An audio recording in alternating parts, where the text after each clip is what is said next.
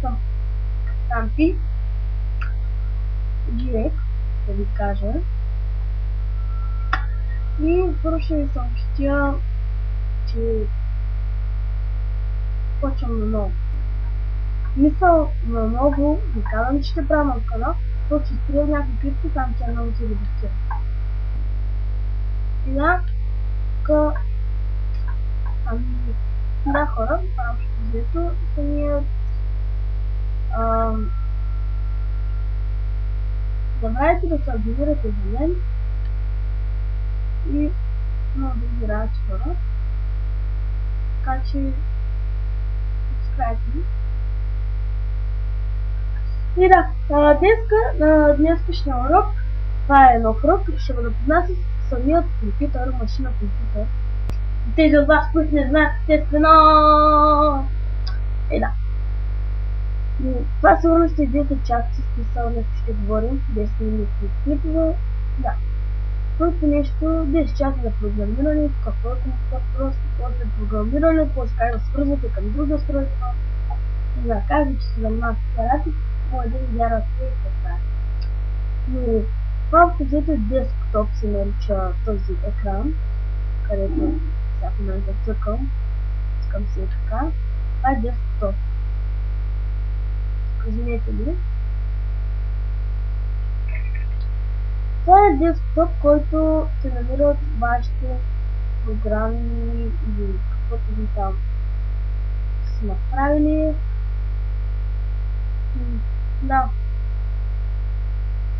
Следващото нещо, чакайте, съжалявам малко. Следващото нещо, което трябва да знаете за един компютър, как да правите в старт менюто. В старт менюто идвате с мишката и натискате ляв бутон. Ляв бутон. И ви се показва тук някои приложения с включване, програми. И тук, зависи на кой Windows няма значение. Моите документи тук по по-бърз начин може да се свържете с вашите работи. Следващото нещо е моят компютър.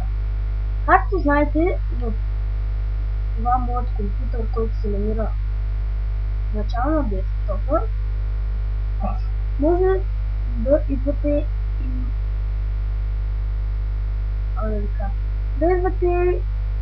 и да инсталирате приложения, които изтежили да са инсталирани. Да. Това е.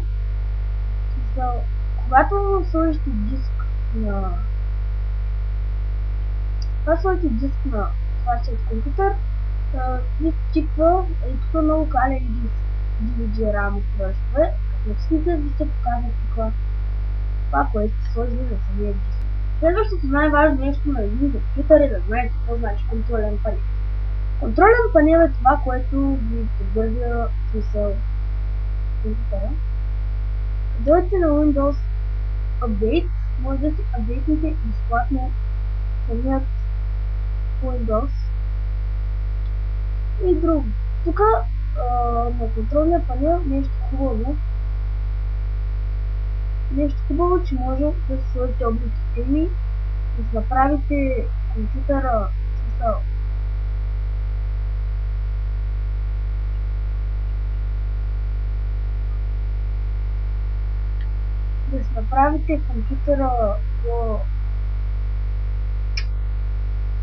по-хубав, как да ви кажа, и да слагате фон тук на самият компютър. Например, може да сложите какъвто фон си искате на значение. Важното е ви да се зададете някакъв фон или просто да персонализирате. Да прегледате ваши снимки. Аз ще прегледам мои снимки и например карам тази, прилагам я на самият компютър.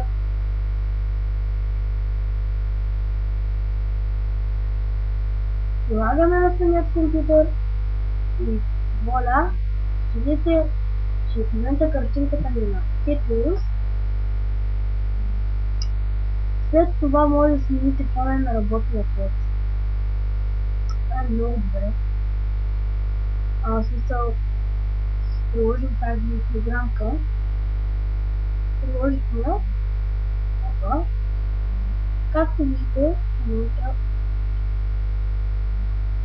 това е нашия универ. Ако има малко подорки страни. Но аз си избира да се сложа някаква, не знам, картинка, която да ми хареса. В смисъл, не сложите картинка, която на вас ви харесва. Ето така.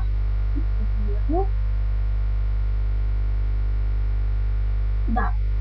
То ще и аз реших да сложа официалният Windows XP, но ето така. Представи, приложи, окей, и ето ми картинка. Следващото нещо, което трябва да знаете, всички програми да стартирате по нагледност или нещо друго. Това става с тази команда. Так, всички Programs или всички програми. И тук може да стартирате Bluetooth, Dalma, CC-то, други Skype, Snap, WinRAR, другите, които са преди. Стартирането на нагледностите, Java-та, особено ако имате Minecraft и Bandicam. Имам краставички. Да, така. И това ще да е този урок. Това са началните работи, за да знаете за самият компютър. И нещо да добавим, за да натиснете единствен бутон, например, тук правя папка. Да именуваме на смисъл така, нова пи.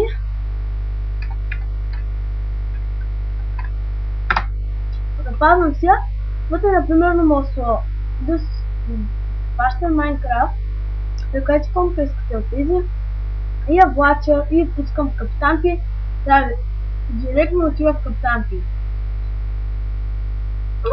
За последно за този урок ще ви науча как да изтривате програми. Десен бутон върху иконата и натискате изтри и да. Може ако искате да ми запълни кошчето, десен бутон, изпразни кошчето и изтряме. И това е всичко за този урок. За тези, които са начинаещи за компютърната техника, могат да гледат мен. Ще имаме други уроци.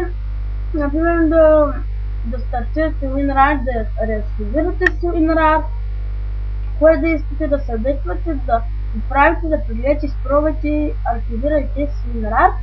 Това ще е към 25 урок сигурно. Ще ви науча как да програмирате с ноутбук, да пращате, да включвате компютър чрез Skype и много други.